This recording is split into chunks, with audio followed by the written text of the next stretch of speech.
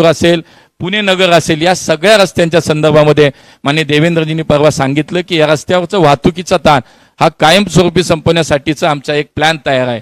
आम्ही त्याच्यावरती काम करणार आहोत.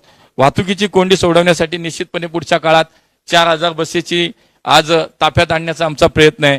मेट्रोचा विस्तार केला जाईल. AI प्रणालीचा उपयोग करून वाहतूक नियंत्रण करण्यासाठी या ठिकाणी आमचा प्रयत्न राहील. मध्यमवर्गीयांना प्रधानमंत्री आवास योजनेच्या माध्यमातून हक्काची घरं मिळवण्याचा विषय असेल आणि प्रदूषणमुक्त आरामदायी प्रवास करण्यासाठी सुद्धा या पुण्यातल्या इलेक्ट्रिक वाहनांना पुढच्या काळामध्ये केंद्र सरकारच्या योजनेतनं 1000 इलेक्ट्रिक आणि 1000 CNG बसेस पुण्यात आणण्याचा आमचा प्रयत्न आहे.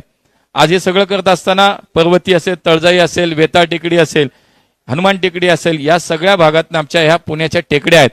पुण्याच्या मध्यवर्ती भागातनं आमच्या मुळा आणि मुठा या नद्या वाहतात.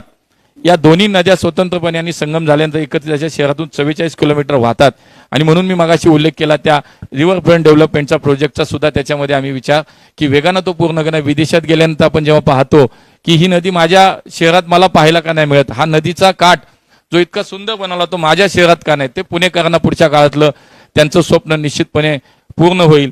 मी आपल्याला सांगेन की देशामधलं स्वच्छ शहर म्हणून पुण्याचा जो काही आपल्याला पुढच्या काळामध्ये पुण्याचं एक नाव देशातलं स्वच्छ शहर म्हणून करण्यासाठीचा एक आमचा प्रयत्न नक्की राहील. कारण त्याच्यामध्ये मी म्हणाल तसं 100% कचऱ्याचा आता प्रक्रिया होतीये. 1 किलो कचरा सुद्धा डंप होत नाही, परंतु जो 35 लाख मेट्रिक टन कचरा डंप केला होता त्याचे बायोमायनिंगचं काम आता जवळपास पूर्ण होत आले. त्यामुळे हा सगळा विचार करता महिलांना मेट्रो आणि PMPMLच्या प्रवासात सवलत देण्याचा विचार आम्ही याच्यामध्ये मांडलाय. विद्यार्थ्यांना PMPMLच्या प्रमाणे मेट्रोमध्ये सवलत देण्याचा विचार आम्ही याच्यामध्ये केलाय. समाविष्ट गावातील नागरिकांना सुविधांची पूर्तता होईपर्यंत खूप महत्वाचा मुद्दा आहे की समाविष्ट गावातील नागरिकांना सुविधांची पूर्तता होईपर्यंत मिळकत करात सवलत देता येईल.